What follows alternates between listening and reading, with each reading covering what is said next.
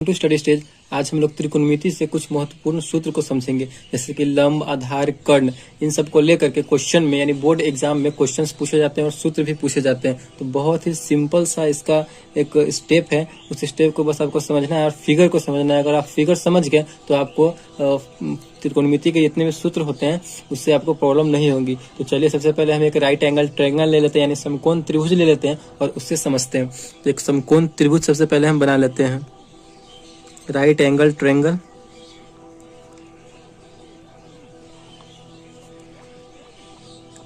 एक समकोण त्रिभुज हमने बना लिया, उसका हम लोग कुछ नाम दे देते हैं, जैसे कि ए, बी और सी।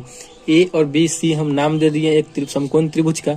इसमें अगर हम यहाँ पे, तो ये क्या हो गया, ये 90 डिग्री हो गया। समकोण त्रिभुज हमेशा 90 डिग्री का होता है, ये भी आपको ध्यान रखना है। तो ये इसका 90 डिग्री हो गया। अगर हम थीटा यहाँ से मानते हैं, अगर हम थीटा यहाँ से लेते हैं, इस कोण से लेते हैं, थीटा अगर हम इस कोण से लेते हैं, ये हमारा थीटा हो गया।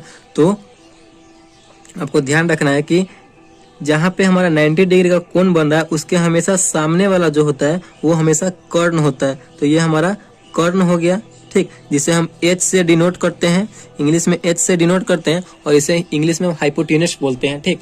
ये हमारा कर्ण हो गया। और थीटा जैसे हमारा ये हो गया, तो थीटा के सामने वाला हमेशा लंब होता है, ये ध्यान रखना है। तो इसके सामने वाला ये हो गया, तो ये हमारा क्या हो जाएगा, लंब हो जाएगा। और एक बच गया, वो हमारा आधार, तो ये हमारा आधार हो जाएगा, ठीक। आधार को हम बी से सूचित करते हैं, स्मॉल बी, और यहाँ पे लंब है, इसे पी से सूचित करते हैं, यानी परपेंडिकुलर, और आधार यानी बेस बी। ये आपको हमेशा ध्यान रखना। बहुत ही आसान से हमने आपको फिगर को बता दिया है। अगर थीटा हमने यहाँ पे लिया है, तो अगर एक और फिगर ले लेते हैं, अगर थीटा हम यहाँ पे लेते हैं तो हमारा लंब और आधार चेंज हो जाएगा, ठीक। चलिए एक और हम बना लेते हैं समकोण त्रिभुज। ये हमारा समकोण त्रिभुज है,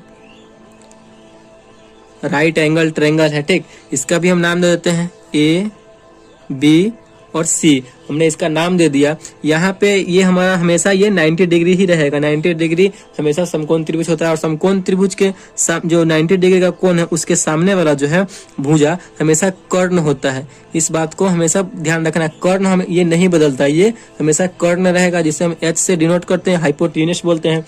अगर हम थीटा यहाँ पे लिए थे तो इसके सामने वाला लंब था। अगर हम थीटा यहाँ पे लेते हैं, ये हमारा थीटा हो गया। थीटा जैसे ये वाला यहाँ पे थीटा लेंगे तो इसके सामने वाला तो ये आ रहा है, तो इसके सामने वाला हमेशा लंब हो जाएगा, ठीक।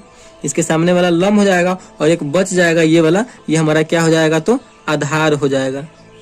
आधार यानी बी हो जाएगा और ये लंब यानी पी हो जाएगा, परपेंडिकुलर। इस फिगर जो है बहुत ही आसान तरीका से हमने आप लोगों को फिगर को समझा दिया है। आई होप आपको ये फिगर बहुत ही अच्छे से समझ में आ गया होगा।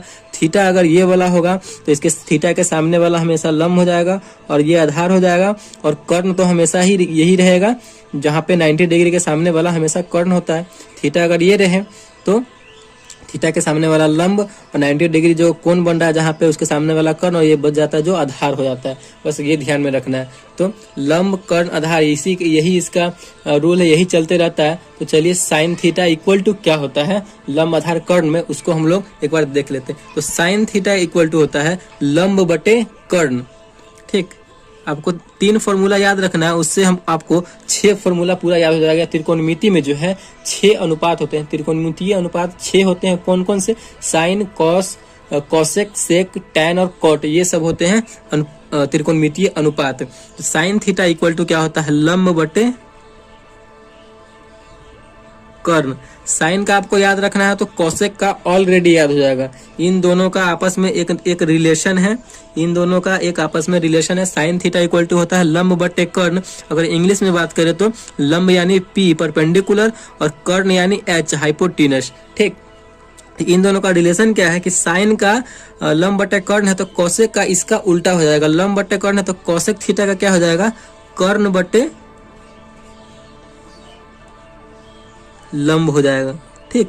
कर्ण बटे लंब कहने का मतलब है H बाई P हो जाएगा। एकदम सिंपल सा है। एक क्वेश्चन हम याद किए, एक फॉर्मूला याद किए, तो दूसरा फॉर्मूला हमें ऑटोमेटिक याद हो गया। अब दूसरा क्या है, अब आप लोग यहाँ पे दूसरा देख रहे हैं कॉस थीटा। तो कॉस थीटा इक्वल टू क्या होता है, आधार बटे कर्ण। इसको आप याद रख सकते हैं। cos थीटा इक्वल टू होता है आधार बटे कर्ण। तो आधार जो है, आधार को इंग्लिश में क्या बोलते हैं हम लोग, बेस बोलते हैं, यानी बी, और कर्ण हमारा क्या होता है, एच होता है, हाइपोटेनस, तो इंग्लिश में बी बाई एच हो जाएगा, आधार बटे कर्ण। अगर हम कॉस का याद कर लिए तो हमारा जो सेक है वो ऑटोमेटिक याद हो जाएगा, यानी कॉस जो होता है सेक का उल्टा होता है, या सेक जो होता है वो कॉस का उल्टा होता है। बस यही इसका फंडा है, यही चलता रहता है। तो सेक का क्या हो जाएगा, कर्ण बटे आधार, कॉस का उल्टा हो जाएगा सेक में, कर्ण बटे कर्ण बटे आधार हो जाएगा, यानी h बाई बी हो जाएगा। देखिए कितना सिंपल सा इसका रूल है, बस ऐसे ही याद रखना है, आपको हमेशा याद हो जाएगा ये फॉर्मूला, अपने माइंड, आपके माइंड में हमेशा सेट हो जाएगा। अब हमारा दो फॉर्मूला और बच गया, कौन कौन सा, तो tan theta into cot theta. तो tan थीटा का आपको एक याद रखना है, tan थीटा का क्या होता है, लंब बटे आधार। tan थीटा इक्वल टू होता है लंब बटे आधार, लंब मतलब P परपेंडिकुलर, आधार मतलब B, P by B. tan का जब हमें याद हो गया तो यही इसका उल्टा हो जाता है, tan का उल्टा कॉट और कॉट का उल्टा tan। तो tan है लंब बटे आधार, तो कॉट क्या हो जाएगा, आधार बटे लंब हो जाएगा,